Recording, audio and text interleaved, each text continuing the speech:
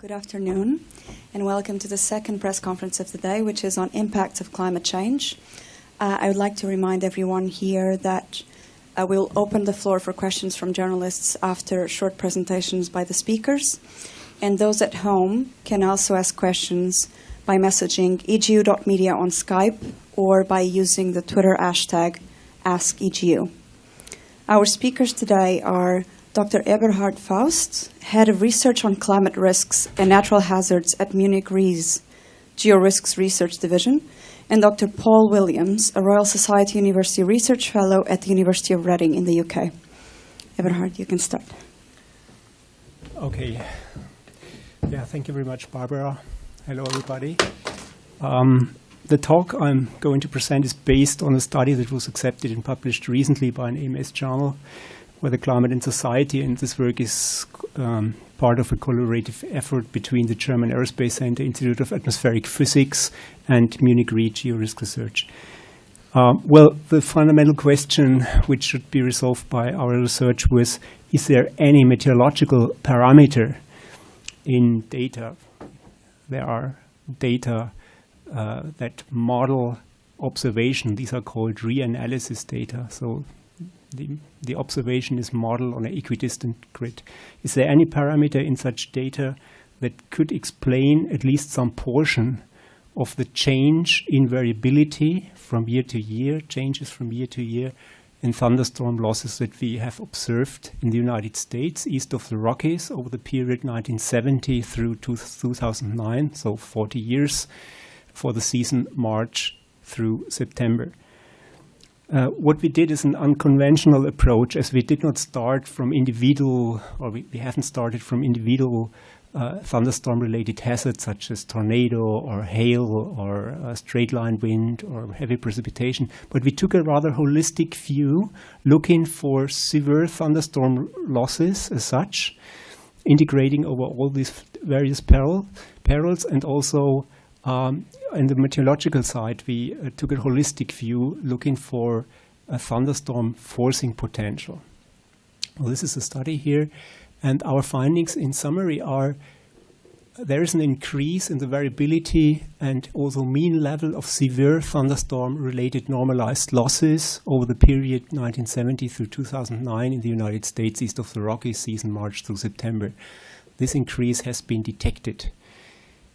These changes can be demonstrated as reflecting the increasing variability and mean level in thunderstorm forcing environments. This is the meteorological part of the medal. That means it is reflecting a change in climatic conditions over time. And this finding contradicts a little bit the opinion that change in socioeconomic conditions are the only driver of change in thunderstorm-related losses. Third is the changes coincide with a rise in humidity at low atmospheric levels.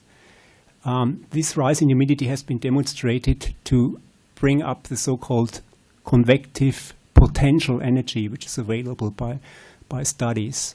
So we see, and climate model studies have seen that this increase in the potential convective energy is driving thunderstorm forcing environments up in a transient run starting 1950, ending up at the end of the 21st century. So we think that our results are at least consistent with the model effect from anthropogenic climate change. But we cannot decide on account of the very methods we used, on account of this very material we can bring to the fore, whether this is natural climate variability or anthropogenic change. We can only say it is consistent with what has been found in terms of anthropogenic change. Well, there's also further research, but I will come back to this. Just a slide to recall how large thunderstorm-related losses can be. We recall the year 2011 in the United States, where we had an extreme thunderstorm outbreak year with some outlier characteristics, resulting in almost 50 billion economic losses and almost half of it, or more than half of it, in terms of the insured losses, which is comparable in dimension to Hurricane Sandy, which was the second most expensive hurricane in US history, that resulted in 60 billion in terms of economic losses and some 30 billion in terms of insured losses. But this is an outlier year, as I already said, due to two cities that were hit by tornadoes. in the long run, we see this increase in terms of the variability of thunderstorm losses. And you here see this very increase. The upper panel slide gives you the normalized, the original losses from year to year, aggregated across the season from 1970 through 2009. But then we have to use a normalization approach that means to normalize past losses to current levels of exposed wealth in order to remove the signal of economic growth from the loss database. So all losses are transformed in a way as if happened on the present day socioeconomic conditions. And this is what you see with the lower left-hand side panel.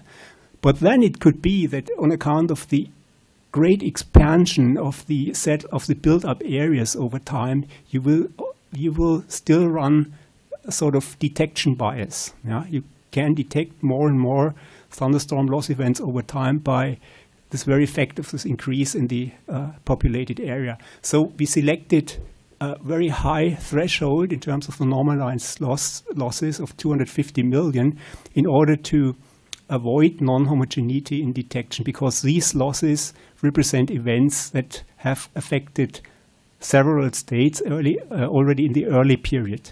So there is no detection bias then involved. So our analysis is focusing on the lower right-hand side loss data.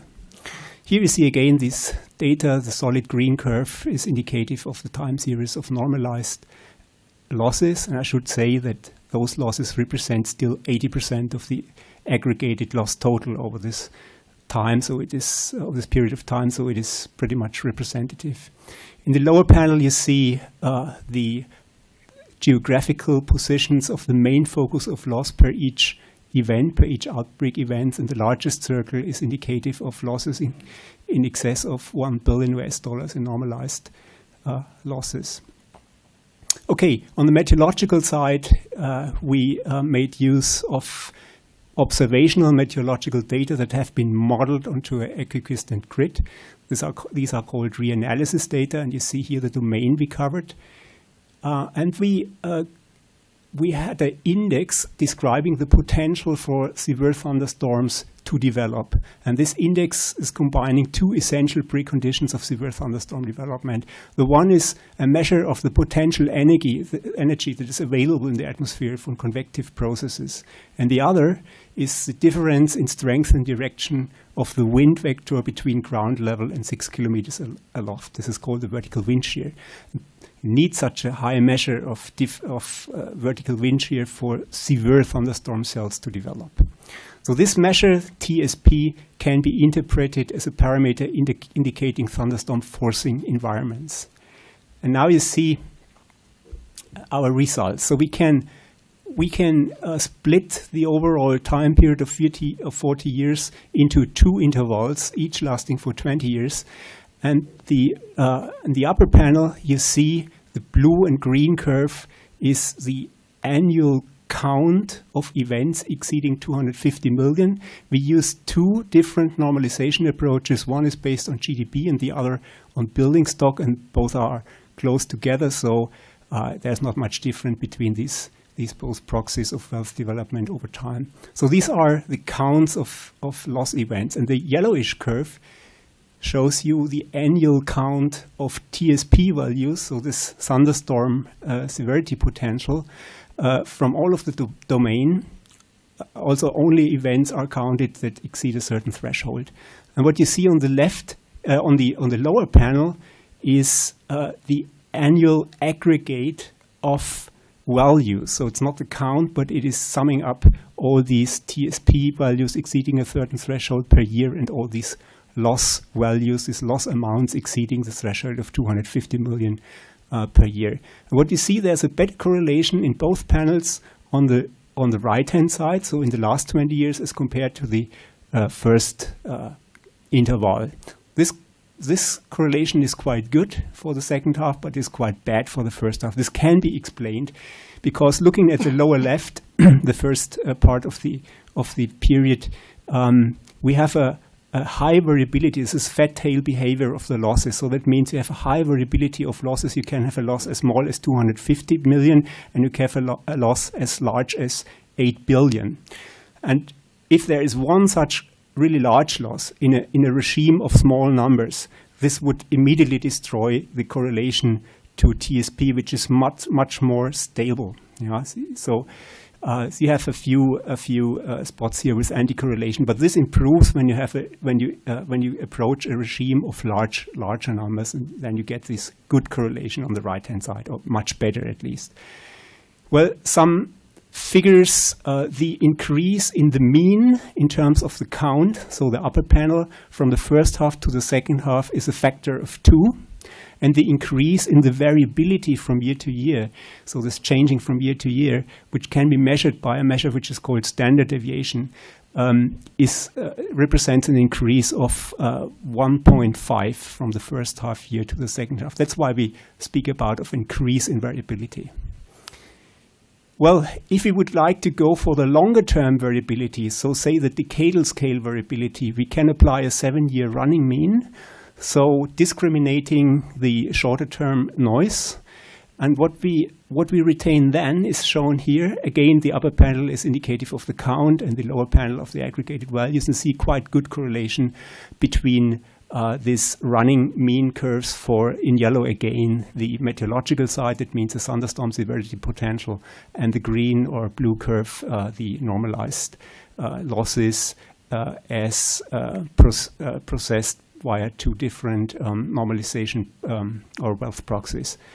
So this is indicative of a close correlation and or similarity, and almost fingerprint, I would say, between the thunderstorm forcing environments on the one hand side and the loss impact on the other hand side. And what we can infer from this is that predominantly this, say, longer term variability is driven by changing climatic conditions. But we have not yet clarified by the very methodological setup we used whether this is anthropogenic climate change or natural climate variability. This is not stated, this is not shown in terms of a probabilistic framework within our study. We have to leave it open.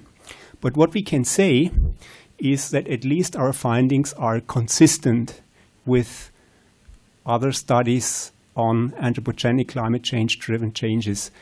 For instance, we saw there is a measurement of increasing low-level specific humidity almost all over the world, also in North America.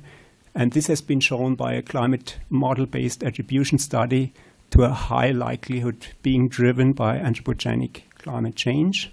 And we know from other studies that increasing levels of lower-level tropospheric moisture translate into increasing CAPE levels. And this is what we also found. We found a strong increase in the aggregated values of CAPE over time, which is not shown here. So we say that our findings are consistent with measurements and climate model-based studies on anthropogenic climate change, but we cannot decide this on account of our results, whether this is climate change or natural climate variability. Thank you very much.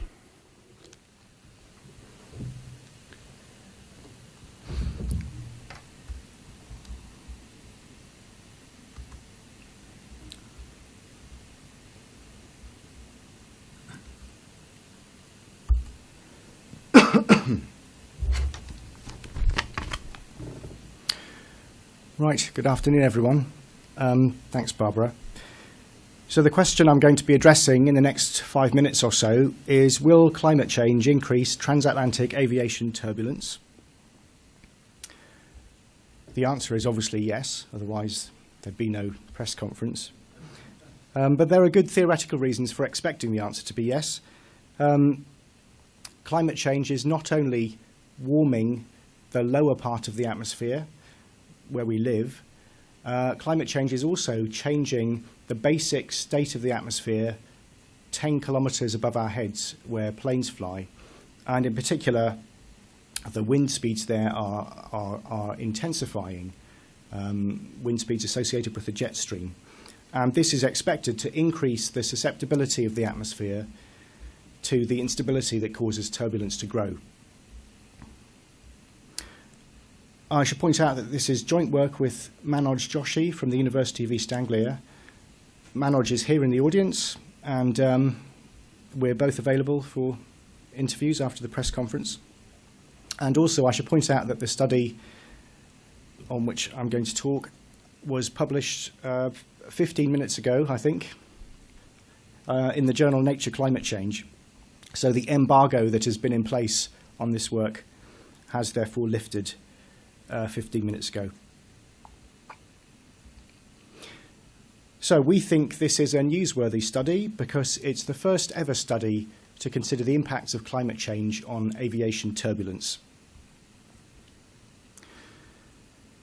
And the headline findings are that by the time the amount of CO2 in the atmosphere reaches twice its pre-industrial value, we can expect the average strength of transatlantic turbulence to increase by between 10 and 40%, and the amount of airspace containing significant turbulence to increase by between 40 and 170%, where the most likely of those figures is around 100%, which is a doubling of the amount of airspace containing significant turbulence. Now, quite when we will reach 2 times CO2 is open to some debate and uncertainty, but the medium-level future emission scenario indicates that we'll reach that point in the middle of this century, so perhaps in the 2050s. So we conclude that by the middle of this century, climate change will lead to bumpier transatlantic flights, with various possible implications, in addition to bumpier flights and perhaps a greater risk of injuries to passengers and crew. We might expect flights to be rerouted more frequently than they are today to avoid stronger, more frequent patches of turbulence.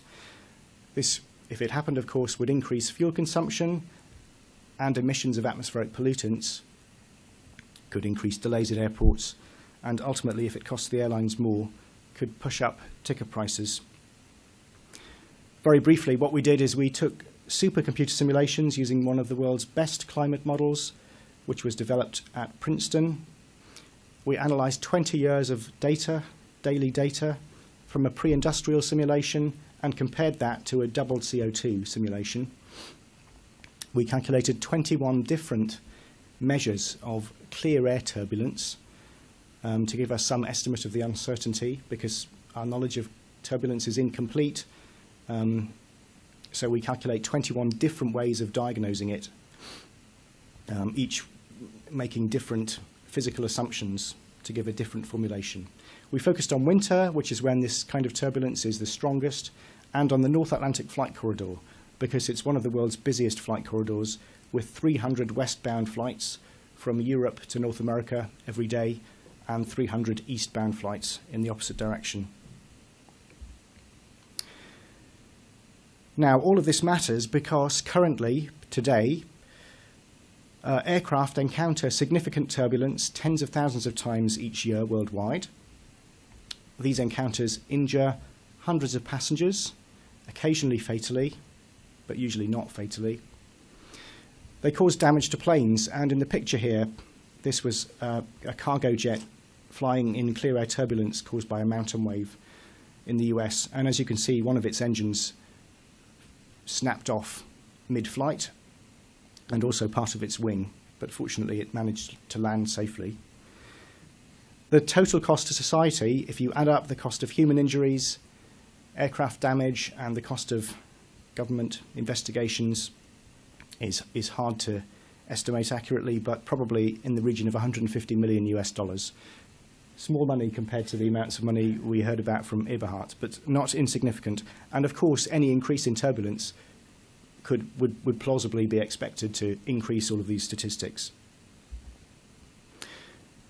So here's what we did. We took the two simulations, the pre-industrial on the left and the double CO2 on the right, and calculated the amount of turbulence in those two different worlds.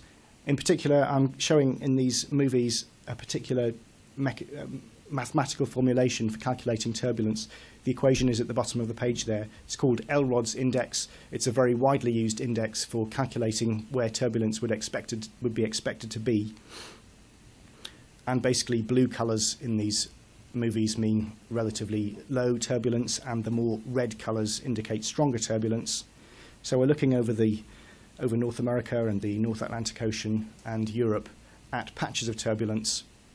And the scientific question we are asking is there any evidence that the turbulence in the doubled CO2 simulation on the right is stronger and or more frequent than the turbulence on the left?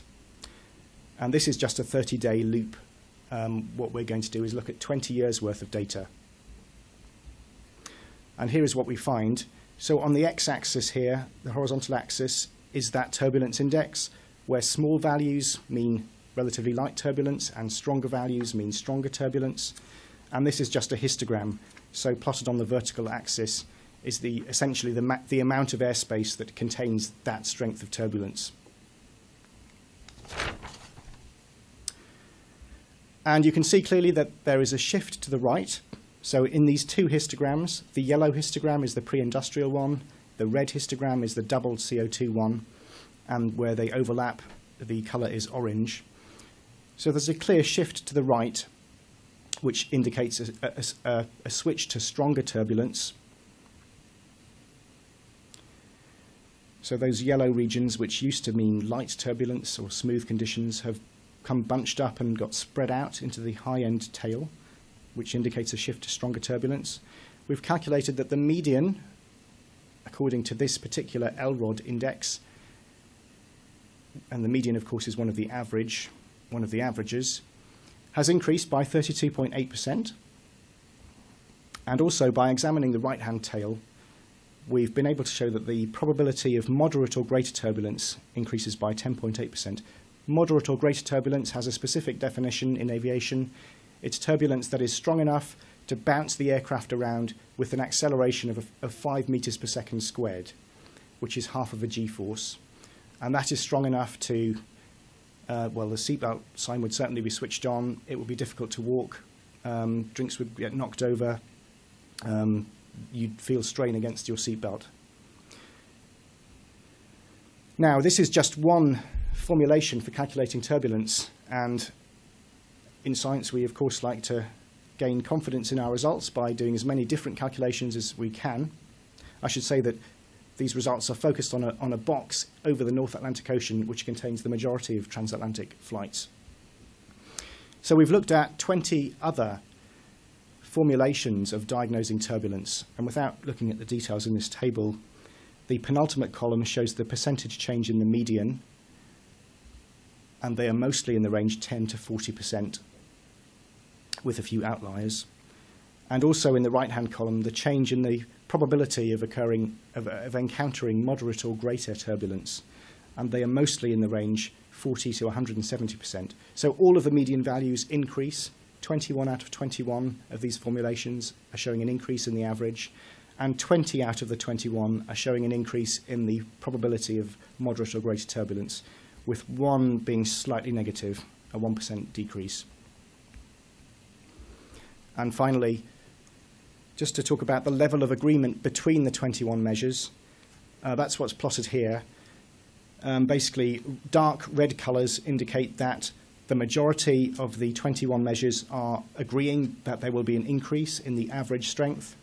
The dark blue colours indicate that they're agreeing that there will be a decrease in the average. And the more neutral colours, the pinks and the light blues, are indicating that at that grid point, the 21 different methods tend to disagree and show no clear change. And you can see that, for example, for a typical flight from London Heathrow to San Francisco, it could be from Vienna or anywhere in Europe, you will be spending a lot of your cruise time in airspace at which a very statistically significant number of these measures are agreeing that the average strength of turbulence will increase. And that bottom link there is a reference to the paper, which, if everything went according to plan, should be online now. Thank you very much for presenting this interesting yet scary research results. We'll now open the floor for questions. We'll give priority to the journalists here in the room, and then we'll go onto the web. And I see that Jonathan has already raised his hand. Thanks. Jonathan Amos, BBC. Paul, it might be useful if you just give us a 101 on what is air turbulence. What's going on in the atmosphere when we're flying through airspace? I mean, what is going on outside the aircraft? Well, there are different kinds of turbulence, perhaps is the first thing I should say. So flying through cloudy air or flying through a storm is obviously a turbulent experience, and the plane will be being bumped up and down by the storm or the clouds. And what it is about clouds is that there are convective updrafts and downdrafts. So convection is moving air up and down, and it is those fluctuations in the upward and downward velocity that exert a force on the wings of the plane and cause it to experience turbulence. What I've looked at in this study with Manoj is clear air turbulence, which is different.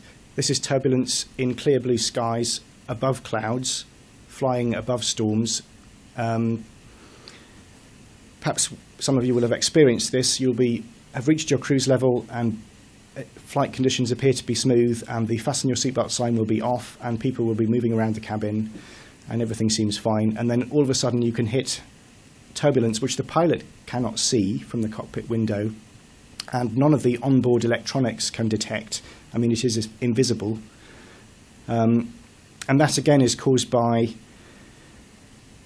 I mentioned that an increased jet stream sort of destabilizes the atmosphere. The faster it flows, the more unstable it becomes, and the more susceptible it becomes to a particular kind of instability due to scientists Kelvin and Helmholtz, known for decades, over a century. So it's upwards and downward vertical velocities pushing against the wings sort of randomly. That is what causes planes to bump up and down. At the moment, when we just leave the gate, a pilot will say to us, "We are expecting turbulence." Where does that information come from? How do they arrive at that information? Two sources. One is that it's come from previous planes which have flown on that route. So every time a pilot encounters turbulence, they will log a report, and especially if it's strong turbulence, it will be passed on to future pilots to fly on that route. And in fact, the first flight every day on a particular route is usually, tends to be particularly bumpy, precisely because that information is not available. The second source of information is that we have developed algorithms for calculating hours or a day in advance where turbulence will be, and it's the same 21 that I've calculated here. They're not perfect. We tend to use them in a basket of measures and only to believe them when they all agree. And there's certainly room for improvement, but pilots would have access both to previous pilots' reports and to these predictions, and that's how they plan their routes, and that's how they know with some certainty that there'll be turbulence expected. Thank you. Are there any more questions?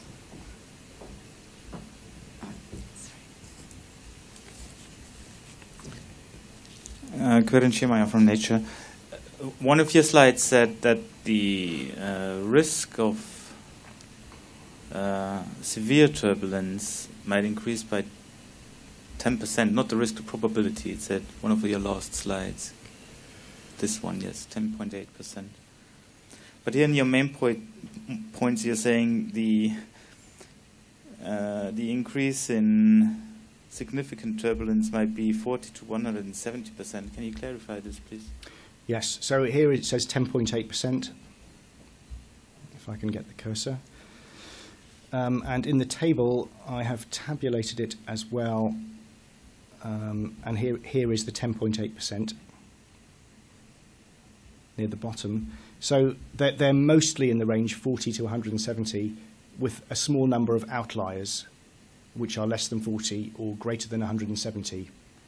So, and those are not very likely. So in fact, in a sense, this particular formulation is giving an outlier for the probability of encountering moderate or greater turbulence.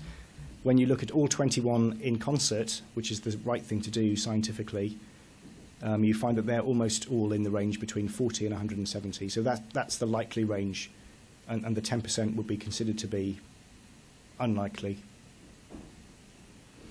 Liz. Liz Callagher from Environmental Research Web. Can you comment on the geographical variation in the agreement between the 21 turbulence measures? Yeah, that one. Yes, so clearly north of 50 degrees north, the measures are in agreement on an increase in the average strength of turbulence. South of 50 north, it's more complicated. There is a band between about 30 and 50 north, where roughly half the measures show an increase and the other half show a decrease. So there's clearly a lot of uncertainty there. And